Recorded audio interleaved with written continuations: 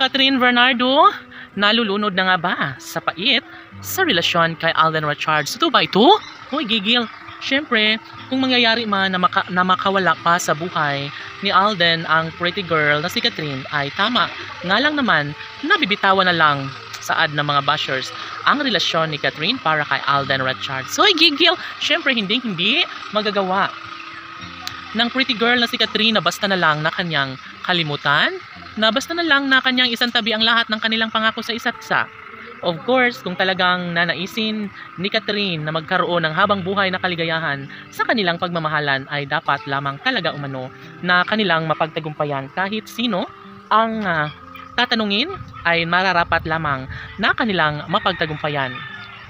Habang buhay na magiging masaya ang puso ni Alden at Catherine, lalo na kapag talagang sila na mismo ang magkakatuluyan at magsasama sa habang panahon. Of course, wala nang ibang hinihiling pa ang mga fans ng Cat Den Love Team, kundi sanay sila na ngang dalawa ang tuluyang magiging official na kabiyak.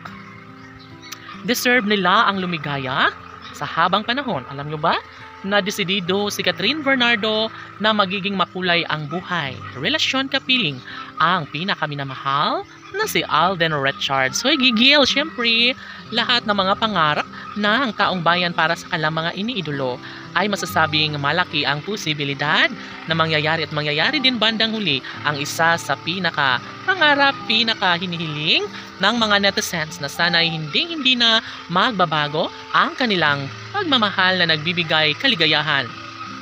Para kay Catherine Bernardo ay saludo na siya at kontento na sa pagmamahal na iniaalay ni Alden para kay Catherine Bernardo. Siyempre, kahit na marami ang naninira sa kanilang relasyon, talaga nga namang masasabi pa rin ng mga fans ng Cat Den Love Team na ito lamang ang kanyang pakamamahalin, pakaiibigin at never niyang mawala pa sa kanyang buhay. Tanging isa katuparan ng isa sa pinaka-the best sa lahat. Yun ay ang magkaroon ng habang buhay na pagmamahalang tunay ni Alden Richards at Catherine Bernardo. Kung mangyayari man na magkaroon sila ng happy ending sa relasyon ni Alden at Catherine, ay dapat lamang talaga na sanay sa mas lalong madaling panahon ay magkaroon na ng katiwasayan ng lahat.